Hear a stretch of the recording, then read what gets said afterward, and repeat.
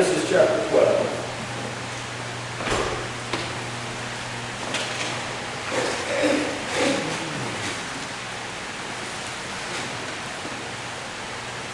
Okay, hang on a second here.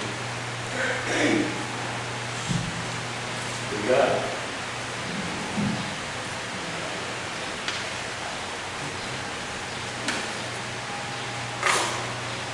I'm having lots of fun with my computer here this time.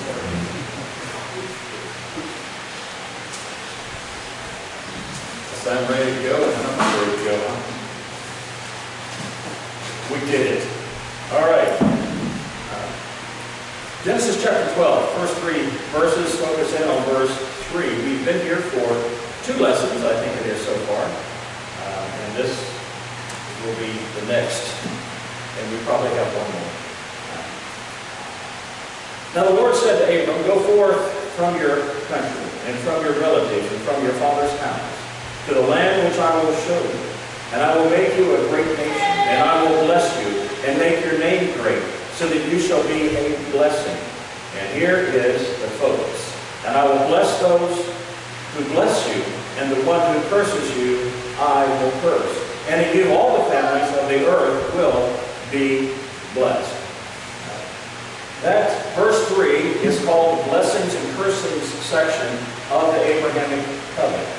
And we have looked at this in the scripture as to how it outworked itself individually with people who were anti-Semitic, people who tried to move against Abraham and Jacob and Isaac and then the nation.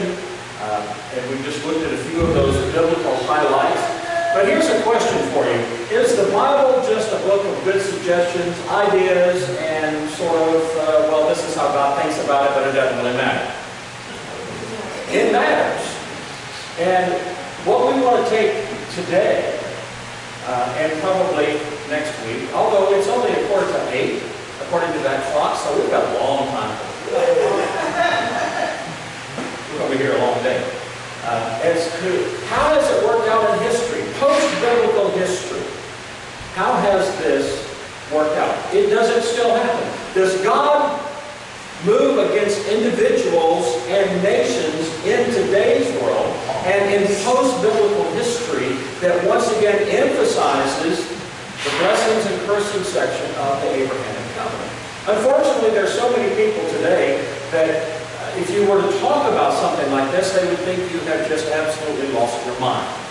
No, of course, God doesn't judge nations based upon how they are moving against or moving for the nation of Israel or Jewish people. And rather they would say, well, what really matters is you're doing good to everybody, and you raise your hands and pray for Jesus, and whatever, let's just be nice to everybody. And God blesses or judges based upon those things. Most people would say God doesn't judge anybody because God is just his great grandfather. I love everybody. It's okay. Smoochy, smoochy, happy, happy, happy. But we don't understand the scripture. Has God worked these things out? And in post-biblical history, and I don't mean to bore you with history, but I think it's critically important. In today's world where America is becoming stronger anti-Semitic than it has been since the 30s. Not only that, but the European nations are becoming more and more anti-Semitic, more and more anti-Israel. And the results of all of that, as you're going to see, are significant. All the empires, you can go back and look at the ancient empires and their work to destroy Israel. You can go back to the Babylonian Empire, you can go back to the ancient Persian Empire, you can look to the Greek Empire, and you can see that when they moved against Israel, the empires fell. But what about post-biblical times? You can say the same thing about Rome, by the way. All the empires that have tried to destroy the Jews have failed, and they themselves have been destroyed. Now, some of them, the nation itself may still exist, but the empires that they once held are gone. The Spanish Empire. It once controlled much of the world. It had colonies here in the United States. It had things all over the world. And in 1492, the same year, Columbus sailed the ocean blue, They issued an edict of expulsion to get rid of all the Jews in Spain. Well, a few years later, in 1588, their fleet was destroyed. They lost their empire. It was destroyed by the British. Now, there was still a bit of a blessing that went into that impacts us. And that is, it was 3 Jews under Queen Isabella, in spite of the edict of expulsion, who bought the 3 ships for Columbus to sail, who then discovered America. Well, why would God do that? Because of the blessing section. Because from the very first, America has been a refuge for Jews. They have been a blessing to America. You know that, you ever heard the name Chaim Solomon? Most people haven't. But if it wasn't for the Jewish man, Chaim Solomon, you probably would not be free today. Because he personally made loans at no interest to keep the 1776 revolution alive. He kept America solvent in 1781 when America was about to collapse financially. He died penniless and was never paid back. So this 4th of July, remember Chaim Solomon, one of the great American patriots, a blessing to America. He was only 45 years old when he died in 1785 and was penniless. Here's something else, Christian Zionism. Christian Zionism is the recognition of the fact that God is not finished with the nation of Israel. We know that in our prophetic studies. But for centuries, people believed that God was done with the nation of Israel. That God had condemned Israel and condemned the Jews. And people, one after the other, within quote-unquote churches, attacked Jewish people because they were the rice killers. Over and over again, when people were moving against Jews in different places in Europe and so forth, they would come singing Christian songs, quoting Christian scripture, carrying crosses while they murdered the Jews. But Christian Zionism began to recognize that that is not correct. Christian Zionism really began, there's a little book called Jesus is Coming. It was written in the 1800s. I have a 1908 copy of it right here. Jesus is Coming. This book, along with this man, William Blackstone, were the ones who first got things going for the establishment of an independent nation of Israel. William Blackstone. This man was so humble, he did not want his name on his books. He just used his initials, W.E.B. Now, this copy has his name in it, but no, it doesn't actually. It's just inside by W.E.B. More modern copies of it have it. 1908, a critical book. In the book, As America Has Done to Israel, he makes this statement. Modern Zionism actually sprang from the church in the United States. You want to know one reason why America has been blessed? Is because of Christians, Bible-believing people. This is not Christians broad term, Christians narrow term. Bible-believing people who honored the Scriptures and saw things for what they were within Bible prophecy are the ones who got behind establishing the nation of Israel in the 1800s. And America was blessed and continues to be blessed in many ways because of the fact that we have stood with Israel. And we have given a home to the Jews. England was once a blessing. England once held a favorable outlook to the Jews and had a worldwide empire. The Balfour Declaration of World War I helped establish the Jewish homeland that exists today. But then, they turned anti-Semitic. They fell under cursing because they turned against the Jewish homeland. Even when the Jews were trying to come out of after the Holocaust, trying to enter the land that they legally had The British stopped them. The British armed the Arabs and confiscated every weapon they could find for the Jews, knowing that when they had to leave, the British had to leave, that all of the Muslim, Arabic nations would come against Israel and would wipe them out. And that's what they wanted. Well, guess what?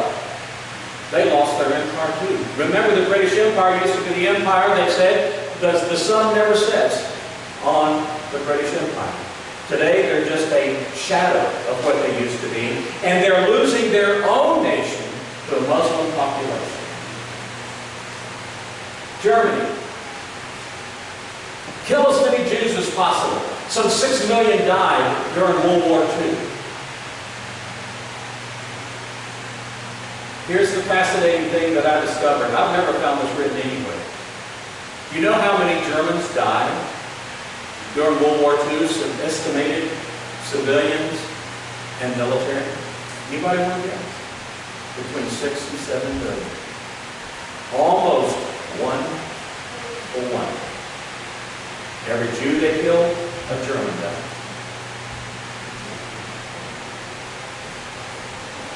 More than that, they put up the Berlin Wall.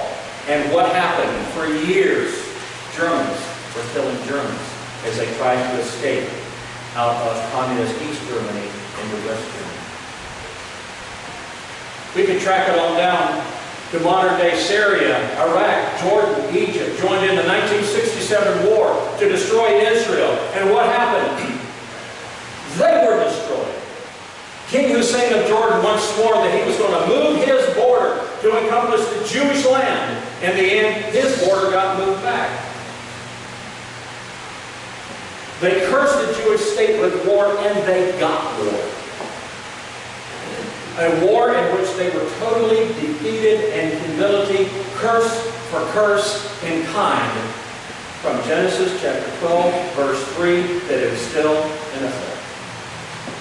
That's why we better be worried about the United States. The Egyptians once swore that the Jews would be swimming across the Mediterranean to escape death. You know what happened? The Egyptians were swimming the Suez Canal to escape death from the Jews. Curse for curse in kind. After Hitler, it was the Russians that were the leading persecutors of the Jews. They went against them tooth and nail. They allied with the Arab and Muslim states for the destruction of the state of Israel. Where is the Russian Empire today? It's all divided up. They're trying to put it back together. It will come together to a certain extent later, because Russia is going to be a part of the God May God campaign against Israel. Go to Ezekiel 38:18.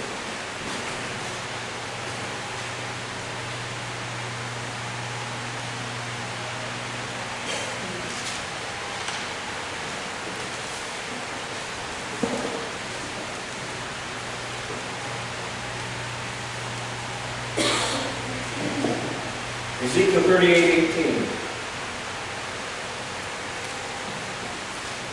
Gog is the leader of this invasion. He is Russian. Verse 18, Ezekiel 38. It will come about on that day when Gog, that's the leader, comes against the land of Israel, declares the Lord God. My fury will mount up in my anger. And he comes on down and he talks about all the different things that are going to be happening, including God throwing fire onto the nation. They will be destroyed. They will be destroyed.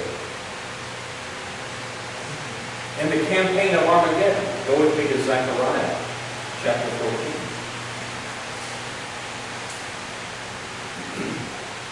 First 4 verses. We're studying this in Bible prophecy. By the way, I don't know if I announced this to you or not. I'm coming, as soon as I wrap up a few things, I'm moving Bible prophecy to Sunday night. And on Sunday night, we'll be eventually, we're going to go through a marriage thing, but then we'll be moving into the Feast of Israel and the prophetic significance. Zechariah chapter 13, 3 more verses. Behold, the day is coming, for the Lord will, when the spoil taken from you will be divided among you. He's speaking of the time, he says, when I will gather all the nations against Jerusalem to battle. The city will be captured, the houses plundered, the women ravished, half of the city exiled, but the rest of the people will not be cut off from the city. Then the Lord will go forth and fight against those nations as when he fights on the day of battle. This is the time of the second coming. He will be starting off in the Bosra area. We have been looking at these things, moving down toward Jerusalem, and also ending verse 4, in that day his feet will stand on the Mount of Olives, which is in the front of Jerusalem on the east. The Mount of Olives will be split in its middle from east to west by a very large valley, so that half the mountain will move toward the north and the other half toward the south. And they will be fleeing. The Lord my God will come, and all the holy ones with him, and it goes on to describe it. The end of the campaign of Armageddon we see in Revelation chapter 20, verses 17 and 18. Drop back over there. Revelation chapter 20.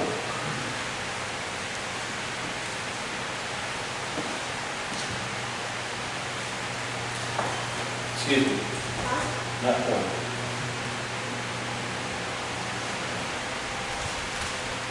Revelation 19.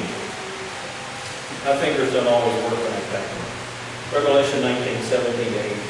Then I saw an angel standing in the sun, cried out with a loud voice, saying to all the birds which fly in mid-heaven, Come, assemble for the great supper of God, that you may eat the flesh of the kings, and the flesh of the commanders, and the flesh of the mighty men, and the flesh of the horses, and those who sit on them, and the flesh of all men, both free men and slaves, and small and great. And I saw the beast and the kings of the earth, and their armies assembled to make war against him who sat on the horse, and against his army. And the beast and the false prophet are taken and thrown into the lake of fire. Verse 21, the rest were killed with the sword which came from the mouth of him who sat on the horse, and all the birds were filled with their flesh. What makes this significant, and what people have got to recognize is, what were they trying to do? They have come against Jerusalem. They're trying to destroy the Jews. They're trying to make that last-ditch effort to wipe out every living Jew on the planet. And what happens is they themselves are wiped out, and every living unbeliever is killed here. Curse or curse in kind. Now, for most of our history, here in America, the Jews have lived peacefully without a lot of persecution. But the 1930s were quite the exception. How many would like to drive Fords? Fords. Ford. F-O-R-D, fix and repair daily, found on the dead, all that. Did you know that Henry Ford, on July 31st, 1938, was given the highest Nazi award ever given to a woman? He published numerous anti-Semitic books and tracts, including the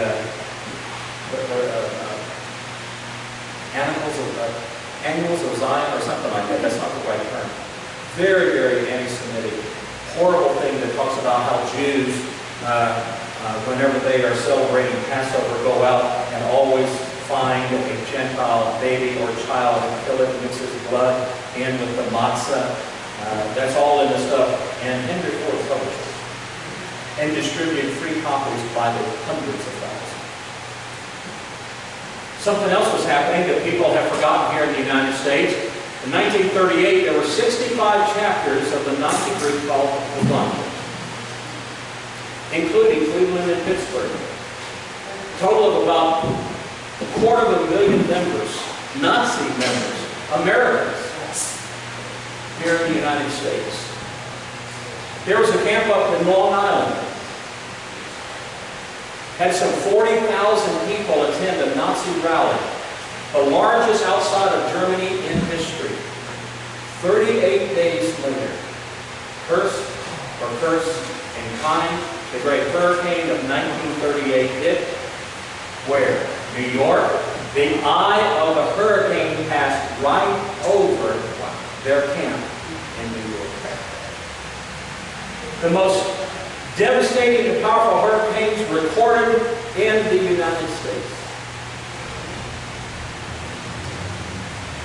It was during this exact same time that Franklin Delano Roosevelt turned his back on Czechoslovakia and the Jews and let them be handed over without protest to the Nazis, even though everyone knew from Hitler's public addresses to his writings, his Mein Kampf book, My Struggle. September 1938, they knew exactly what Hitler was going to do. They were without excuse. There was no hiding his intent. In 1939, it was proposed in 1939, it was proposed that America take 10,000 refugee children, most of them Jewish, from Germany. 61% of the United States was against it. 30% said yes. A congressional Republican tried in early 1939 to get a bill passed to allow 20,000 Jewish children to come to the United States. They would not do it. Let me read you this. 20,000 charming children, argued Laura Delano Hotel, a Democrat, FDR's cousin and wife of the U.S. Immigration Commissioner. 20,000 charming children would all too soon grow into 20,000 ugly adults. Why? Because they were Jewish. Shortly after that, after the 1938, this is the 1939, this was after the atrocities of Kristallnacht of 1938, the night of broken glass. They knew what was going on. They said, no, we don't want those dirty Jews here. June 4, 1939, a Jewish refugee ship was turned away from Florida. The St. Louis had 900 Jews fleeing the Nazis on it. Was anchored so close to the Florida coast as passengers could see the lights of Miami. Some of the passengers had cabled President Roosevelt asking for refuge, but he didn't respond. They had to go back. It's known by the records at least 254 of them were killed by Hitler, probably a lot more. We had no place for Jews. In my opinion, if we protect or bless the Jews, Israel's God will protect and bless us. If we become anti-Semitic, anti-Israel, He will not protect, but instead will send Pearsons. And isn't it interesting that shortly after all of this stuff with us turning away the Jews, we were attacked with Pearl Harbor. America ended up in World War II with all the death that followed, at least in some part because of Genesis chapter 12, verse 3. We were moving to become anti-Semitic terribly in the 30s, as I just lightly reviewed. The Lord sent us a major warning. Generally speaking, America reversed its course after World War II until modern times. Being greatly blessed is America. Times are changing. 1992, Madrid Peace Conference, President Bush with Russia strongly tried to create a two-state solution by dividing the land of Israel. The same day that that was happening, Hurricane Andrew hit Florida with $30 billion again. The same day. Several books I recommend to you. I got a little bit more to do. Give me a few minutes. Poking God's Eye by Mester, I'm sorry. A theological and historical view of anti-Semitism based on the blessings and cursings of Genesis 12. Eye for eye, facing the consequences of dividing Israel. Focus on the United States' attempts to create a two-state solution. John McCarran, as America has done to Israel. You are shocked at this. Every time we have tried to become anti-Semitic, we have tried to pass legislation, we've tried to get a two-state solution. America has had earthquakes, we've had fires, we've had hurricanes, we've had floods, within days of every attempt to do it. And I hate to tell you, they right now are attempting to do it again under this administration.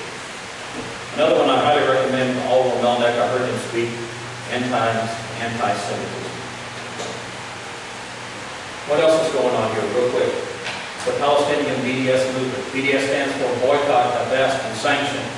Calling Israel racist and an apartheid state. Churches here in America are supporting it. Presbyterian Church USA, United Methodist Church, Episcopal Church, United Church of Christ, that's Obama's denomination. Mennonite Church USA, Quaker churches, Catholic aid societies, all will not do business with any company that does business in Israel. I just found out something interesting, and it has been corrected according to their website. But all these grocery stores for a while would not sell anything from Israel. German store. Now I shop at all this all the time. When I read that, I came unglued until I did more research, and they recently have made a statement saying they're not doing that anymore. Boycott, Divest, and Sanctions is Palestinian-led movement. This is from their own website. Calling for justice and equality. BDS upholds the simple principle that Palestinians are entitled to the same human rights as the rest of humanity. They claim that Israel is occupying and colonizing Palestinian land. That's what all of our kids are being taught in school. They are discriminating against Palestinian citizens of Israel, denying Palestinian refugees the right to return to their homes. That's from their website, Palestinian website. Myth. Israel is guilty of ethnic cleansing. The facts do not support that. Ethnic cleansing and genocide is intentional destruction or mass murder to eradicate a people group. In 1947, there was 1.2 million Arabs in the British Mandate Palestine. Today, there's 6 million Arabs in the land of Israel. That's the opposite of ethnic cleansing. On the other hand, there are still less people in 2019 alive than what there were prior to Holocaust. So who's suffered the genocide? Israel is an apartheid state. That was in South Africa where, if you were black, you couldn't go here. If you were white, you couldn't go there. And they were separating people according to the races. Israel has not done that. Israeli Arabs are full citizens. And they have no restrictions placed on them like was in South Africa. The only difference is the citizens of Gaza and the West Bank, they do not want to be Israeli citizens. Ever-increasing anti-Semitic attitudes here in the United States. New York City alone, the number of incidents has climbed 82% of anti-Jewish incidents this year. The FBI reports a nationwide increase of 57% in the last 8 years. Vandals targeted just a few days ago down in Philadelphia, knocking over hundreds of tombstones in a Jewish cemetery. 2018, 1,879 reported attacks on Jews and Jewish institutions. 2017, the cemetery. Tax-supported college campuses are completely anti-Semitic. This is from a college campus protest. Everything about Israel is legal, says this Muslim. Here's a 2016 protest in Chicago. This one writer who supports BDS. He works off of your tax dollars at Cal State University, where he is a professor. The real aim of BDS is to bring down the state of Israel. How about this woman? Linda Sosor, Women's March founder. Protest Trump. Protest Trump. What did she say? She's in favor of Sharia law. Outspoken feminist. Feminist? You know what happens under Sharia law? She's compared Zionist Jews to neo-Nazi. She praises Arab stone-throwing terrorists for targeting Israeli Jews and uses that female critics of Islam should be sexually mutilated.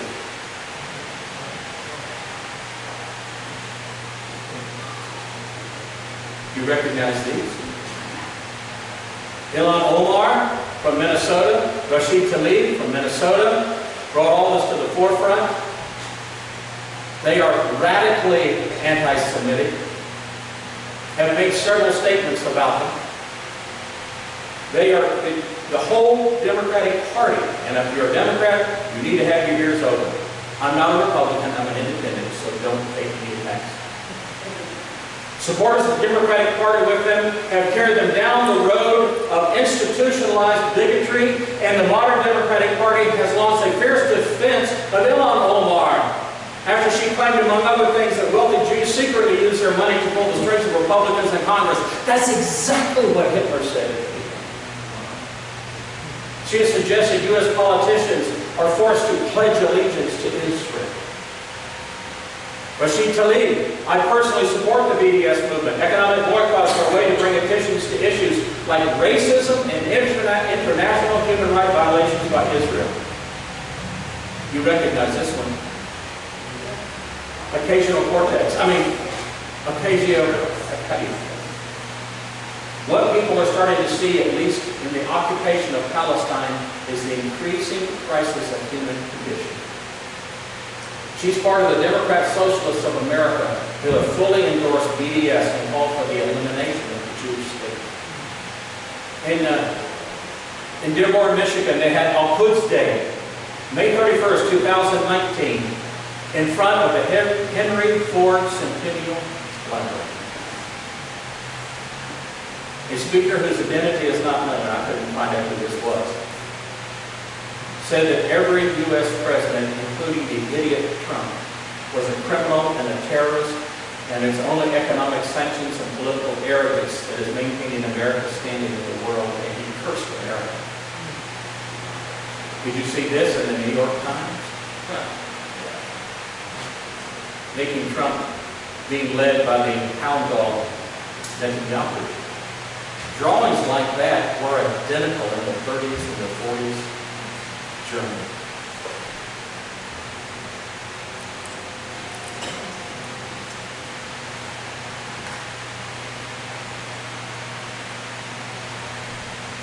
Well, that doesn't seem to want to be coming out.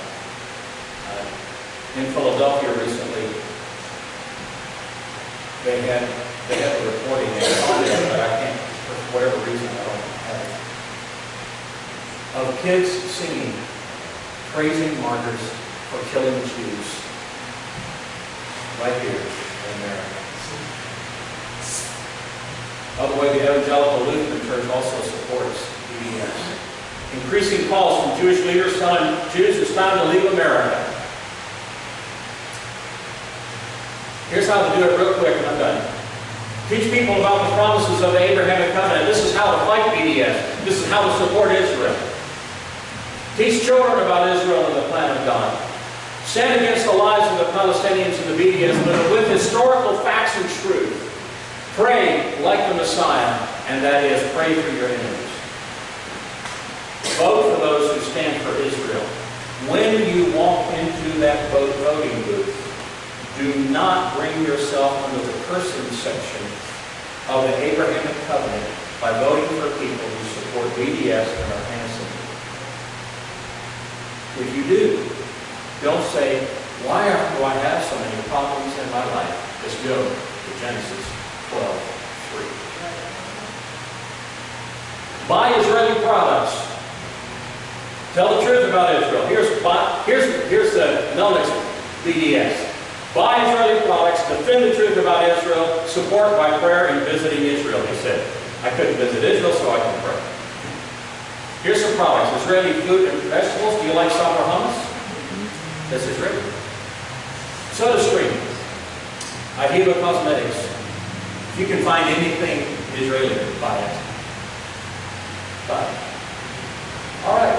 I did all of that. It was only 5 minutes over, and we completed that study.